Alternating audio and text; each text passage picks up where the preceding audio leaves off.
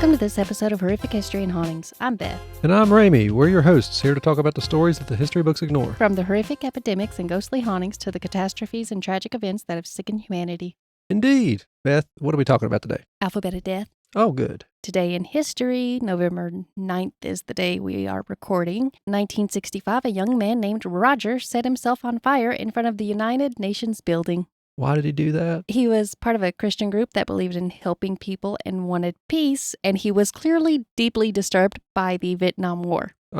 So he chose to set himself on fire as a means to express how much he disagreed with it. Doesn't seem like the best way to go about that. No. Another person had done the same thing a week earlier. I believe it said it was at the Pentagon is where that other person did it. And he got the idea from that person. Despite suffering severe burns, Roger survived for a day and made the statement, "I'm against wars, all wars. I did this as a religious act." He had the right idea, but the wrong method. He gives religion a bad name, but okay. At least he didn't hurt someone else, though. True. I'm not saying go out and do something like that. I'm just saying it could have been worse. There's people who've done worse in the name of religion. The guy that had done it a week prior, or a week or two prior, was named Norman Morrison. He was a 32-year-old Quaker from Baltimore. He did it on November 2nd in front of the Pentagon. That interesting fact of today in history. Yeah, I've never heard of that. I know people do it ever so often. I just didn't know why every time.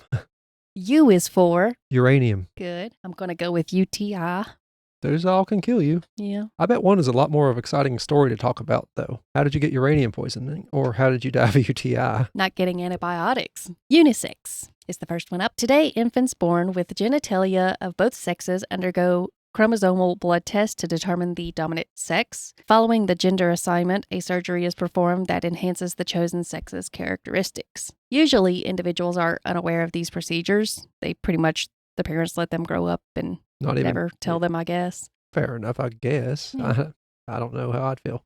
But they are based solely on chromosomal prevalence. During the 1970s, before surgical interventions became common, an individual said he had been assigned both a female and a female name on separate birth certificates. Awkward. They were left unrecorded until he reached around 6 months of age to allow time to observe if one set of genitalia would become more prominent. They just experimented with this kid. Yeah. He ended up going through puberty and growing breasts, even though they chose the boy gender, sex. Yeah. Ideal for him, I'm guessing. No. Or I don't know what to say now. Well, in the book, it said he, so I'm going to assume it was he. Okay. In some cases, individuals assigned male at birth and raised as boys may develop breasts at puberty, like he did. Some intersex individuals may experience gender confusion, which can lead to psychological distress. This is usually because they were assigned the wrong gender, and there's also the increased risk for bullying and suicide. Of course, kids are cruel, and adults are cruel. Yeah. About 65,000 children each year are born with reproductive organs that don't clearly align with typical male or female characteristics. That's a lot more than I thought. It is. And it made me think of Baby Mama, the movie. I never watched that. I don't know if it's true or not, but she's reading a book about birthing or births, and it said that 1 in every 5, I think, kids, it's either every 1 in every 5 or 1 in every 10, something like that, was born that way. And that was obviously wrong, right? I don't know. Okay. That's why I said I don't know if that's true. It's just a movie. Okay. It just made me think of it. I don't think you would easily be able to tell, especially these days, even if it was true. Ain't nobody's business. Mm-hmm. That's the only U we had. They didn't even include uranium. Like Madame Curie could have been in here. No, they didn't. No, there was only 2 U's. I forgot what the other one was. It was not uranium. So that's the only one I chose. Was this one. V is for venom, like snakes and spiders and lots of jellyfish. Viagra. Yeah, you can die because of that too, I guess. I don't know if you can or not. Surely there's a way to. Without going to the doctor, if you might be able to, because you're supposed to go to the doctor after so many hours. Yeah, according to all the commercials and TV I've seen. We're not medical experts. Valentine's Day. Oh, yep. Valentine was a Roman Catholic priest who was executed on February 14th, 270 AD. It's always weird when there's not 4 digits, isn't it? It is. I know. I heard you struggle there, and I've done it before. Yeah. For defying Emperor Claudius II's ban on marriage for soldiers. Really? I had no idea there was a ban on that. Yeah. he preferred his soldiers unmarried. I guess he thought it would be a distraction. However, Valentine secretly continued to marry them. Ooh, and he got martyred for it. Executed? While in prison, Valentine befriended the jailer's blind daughter, and he reportedly somehow restored her sight. Before his execution, he sent her a love note signed, "From your Valentine." Is that true? I don't know. It was in the book. Okay. We'll take it as true for now. Someone let us know otherwise. The other thing in the book that turned out not to be true, Mm-hmm. but it's the one that I don't double check online sources. I did actually, at the end of this one, go online and check something, but I'll mention it at the end. Since then, the date of his death has been associated with love and celebration of couples. That's... You all are out there celebrating a day a man was executed to celebrate your love for each other.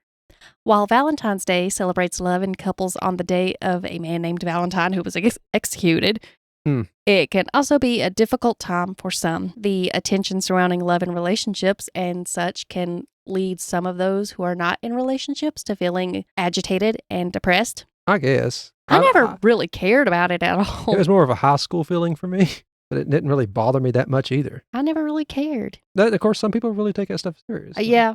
I mean, obviously, if Joey didn't say Happy Valentine's Day, if I'm even noticed that it's Valentine's Day, then I would probably be upset. But it's not one of those holidays I really paid too much attention to. In the 1500s, if a loved one committed suicide on Valentine's Day, or most likely any other day, I would assume, the family's property was forfeited to the crown. Oh, no. Dad! Yeah. You could have screwed us over. Just a day or two off. Oh, no. I can't believe that. Did you find that out in the book? Yeah, it was a little, if you look in the book, it has these little footnotes that are really tiny print, and that's where that one was. I mean, he didn't leave his property, so I guess that's okay. No, he didn't leave his property, but they could have took Papaw's property. Yeah, because he didn't get rid of it until after then. Yeah. Okay, yeah, they're going to mess us up. Yeah. On Valentine's Day in 1929, Al Capone sent Machine Gun McGurn. What a name. The St. Valentine's Day Massacre. Yes. Okay. To a Chicago warehouse to kill his rival Bugs Moran, or Moran.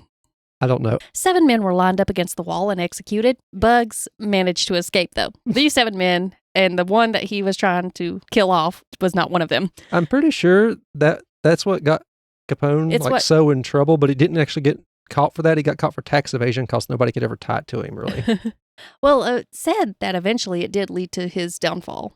The bricks from the wall, which were marked with the bullet holes, have been offered for sale as a unique Valentine's gift. And I looked it up, and the only one I found that was still for sale was a low $4,500 if you decide to show your loved one that you really care for them by getting them a St. Valentine's Day Massacre murder brick. Yeah, a brick that has holes in it because some people were executed on it. But the low price of $4,500. Honestly, I guess for that kind of history, some people it's worth it. Yeah. Some people are really into that scene.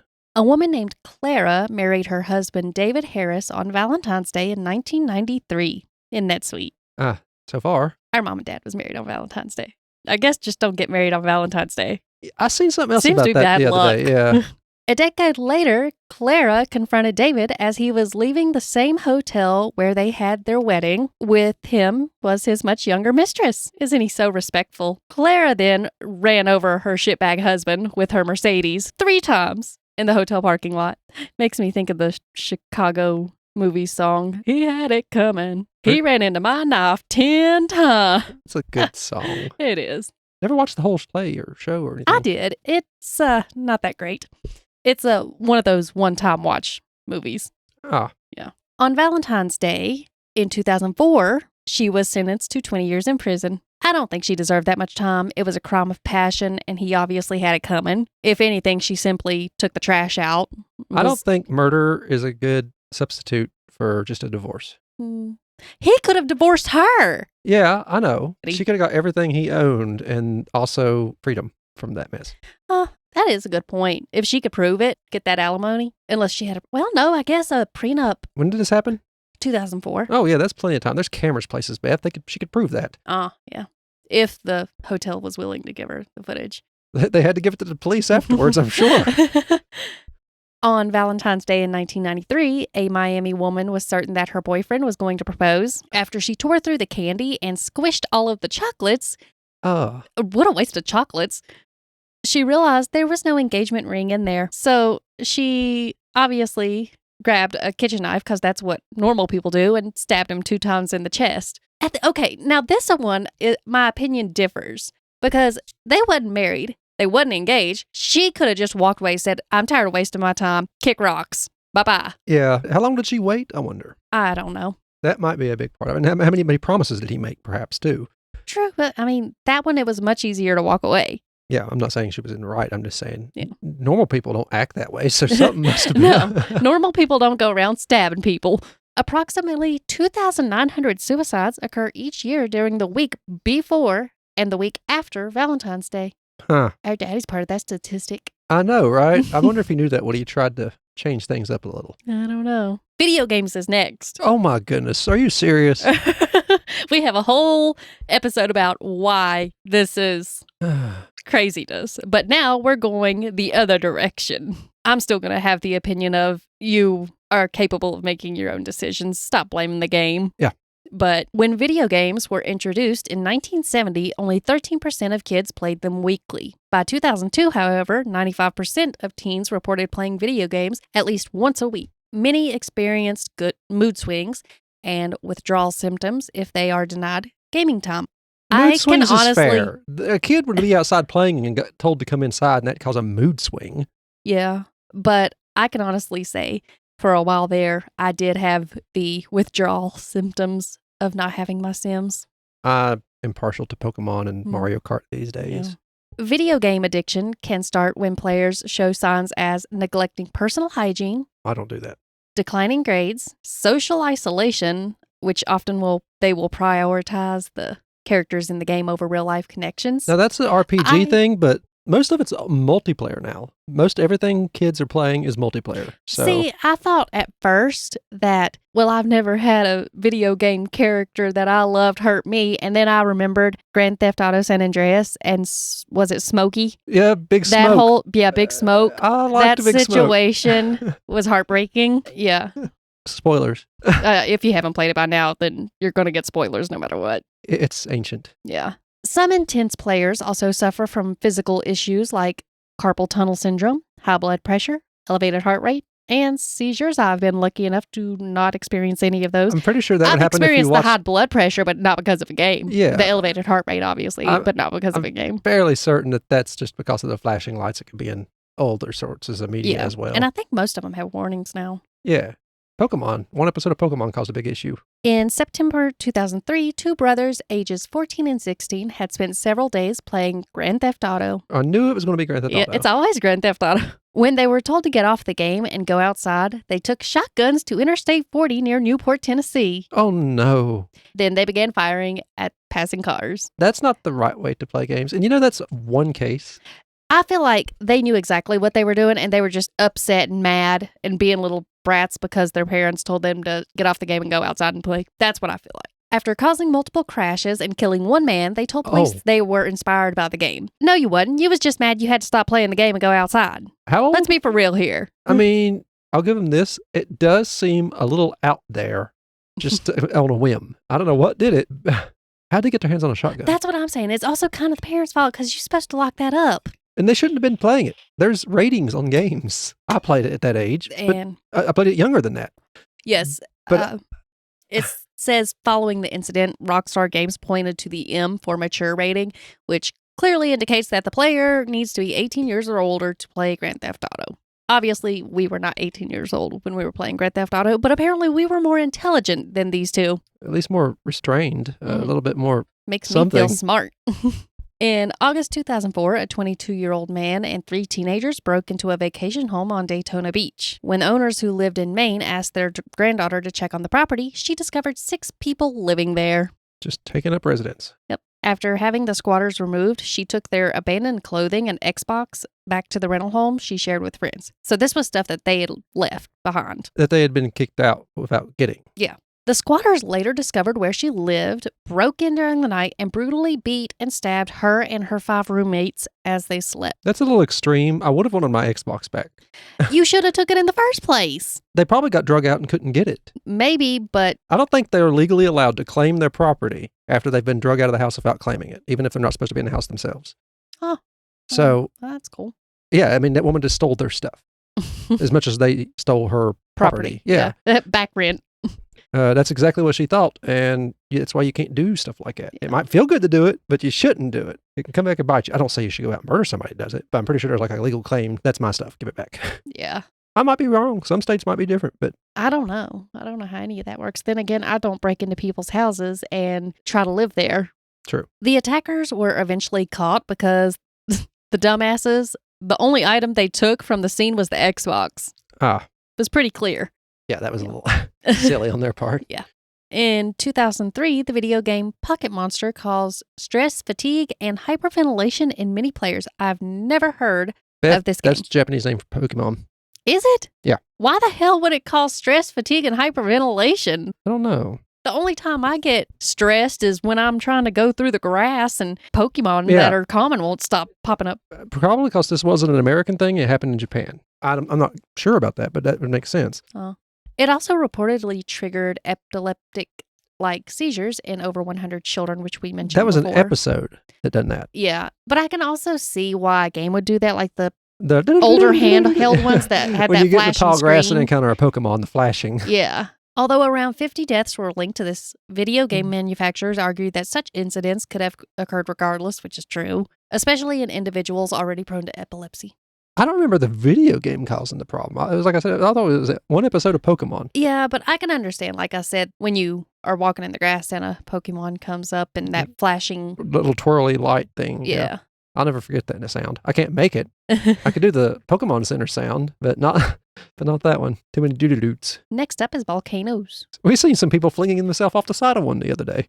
What? Remember that video I sent you? Oh, yeah. It was erupting all of a sudden and they were flinging themselves down the hill. I don't blame them. No. Compared to natural disasters such as earthquakes, floods, tsunamis, and hurricanes, volcanoes cause far fewer human deaths. I imagine not too many people are going to be near a volcano. Say that to Pompeii. Well, we'll bring that up here in a minute. Most of Japan and most of Hawaii, chunks of South America, I believe. A good point, but I feel like they don't happen as much as the others. I don't even know if they're as predictable, to be honest. Mm-hmm. No, not really. Scientists can predict somewhat. They're pretty much, hey, this volcano hasn't erupted in this amount of time. Normally, it would have erupted by now. Keep your eyes out. Yeah.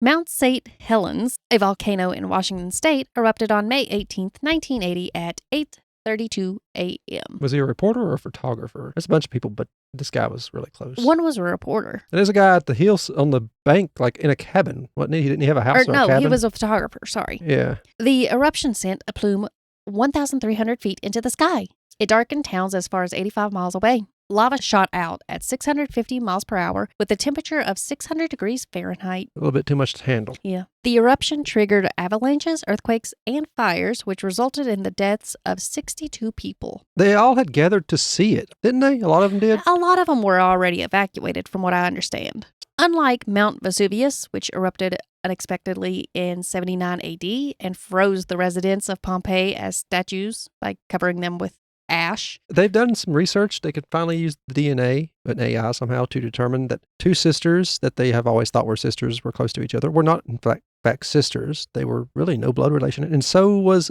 a boy sitting on a man's lap. They were of no blood relation. Odd, but okay. I guess when the explosion happened, they just kind of... hold on to anybody around. Well, maybe he was trying to save a kid, or maybe he was somebody who was duty-bound to take care of the kid, or enslaved to take care of the kid, for all I know. Huh. His life depended on the kid's survival, too. I don't know any of this, but they were not as blood relation as they thought they all were. That's cool. Mm-hmm. The eruption of Mount St. Helens was anticipated. Scientists had been monitoring the volcano and issued warnings, and many of the surrounding areas had been evacuated already. Volcanologist Dave... Volcanologist. Volcanologist. I'm pretty sure that's how you say it. Is it? That doesn't sound right, but okay. Volcanologist Dave Johnson and his team stayed at their observation camp near Mount St. Helens. They tragically perished within 10 minutes of the eruption. Yeah. National Geographic photographer Reed Blackman was caught in the blast and died in his car while still clutching his camera and car key. And I want to say that he was like chest deep in ash. Was he in a convertible? I don't know. It didn't specify.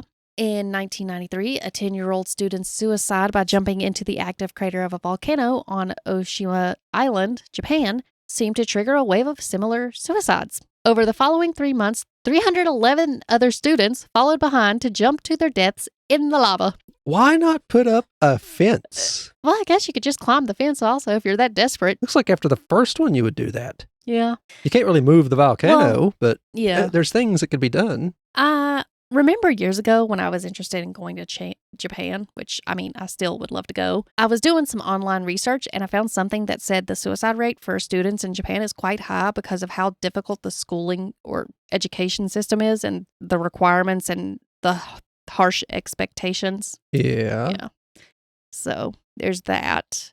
I also found that during COVID, apparently their suicide rate spiked for students and was higher than it had been in years, which it was apparently already high. Maybe the lack of social interaction had something to do with it. I think one of the theories was that the lack of work for some, and yes, the lack of social interactions. It's sad. Yeah. And that is all for the alphabet of death today. That was a tragic episode for the most part. Yeah, for the alphabet of death, it kind of was. Normally they're more light-hearted deaths in some way. And there wasn't that many topics for these 2 letters, but we have 2 episodes to do today because I want to try to get ahead. Yeah. Because obviously, an episode didn't come out last week because I wanted to take a break so I didn't get burnt out. But I managed to get notes for 2 episodes done. Plus, I finished the 3 Black Sisters book. Is that what they're called? I just called them the Black Sisters. Well, I called them the Black Sisters too. And then I was like, well, that doesn't really sound right. It's the 3 Black Sisters. Okay. Or the 3 Sisters in Black. Sorry, that's what it's called. My goodness, I've been saying it wrong the whole time because you told me it wrong. It's the 3 Sisters in Black because they dressed in black. Okay. I finally finished that book. Now I'm going to spend maybe like no more than 3 hours and skimming over some online resources to see if there's anything else I want to add into it. And then I'll be able to type up those notes and get that first part out because it's definitely going to be a 2-part at least thing. Unless there's going to be a special episode out for the holidays, I think I'm going to hold off on doing a Brother Knows Quest. Maybe I'll get into a leveling duo, but the TTRPG one's going to be on hold for at least the holiday season, maybe after New Year's. I wanted to do one on my Dragon Age book. I have a TTRPG on Dragon Age, but I just never got to finish reading it. And I've had it for a long time, but I never finished it. Well, like I said, it's important for us to occasionally take breaks. That's why I'm trying to get ahead a little bit on these episodes because otherwise we're going to get burnt out and then we're not going to do it at all. Yeah. Oh, also update. I've switched the Gruesome Gaming group, where our podcast network, where all 3 of the podcasts are hosted, but I've switched its TikTok account over to just my TikTok account. But I'll still post the podcast stuff on there. I like your Grim Reaper. Yeah, that's my character for, I changed it to my profile picture for most of my social accounts. But yeah, the Horrific History and Hauntings TikTok is still there. And we still have the Horrific History and Hauntings Facebook group if you want to join. All the links will be in the link in the description. It's a Linktree link. The email. And the email will be below that to reach out to us. You could also use any of the socials to reach out to us. And if you reach out to me on one of my accounts or to Beth and you're hunting for the other person, we'll pass the message along. There's a link also below all the Linktree stuff to tip if you feel like we deserve that. It will help us keep the podcast hosted. It really does help us out. If you want to rate or review us and your podcast app allows, I know Pocket Casts has recently allowed us to do star reviews, so that's nice. And keep sending them in. Any of the reviews, we like to see them and we collect them and eventually we read them out once we get a few at a time. And if you want your name to be in it, please let us know. If not, put that in the review. Or if you message us and want us to read out something on a message, make sure you let us know if we could say your name. Use the social media or the emails in the description to give us ideas of things to cover when it comes to this. Or your own personal stories. Yes, that could we be like spooky personal or stories. True crime-ish experience. We'll try to get, Anything like we'll get that? back to you immediately if you do something like that, but we might not do the episode immediately. Yeah. There's a backlog. We're working through the backlog. But other than that, that's all I really got to say. Apologies for the delay, but we're trying to keep up. Anyway, thank you, Beth, and thank you for listening. I've been Ramey. And I'm Beth. This has been HH&H. Bye-bye.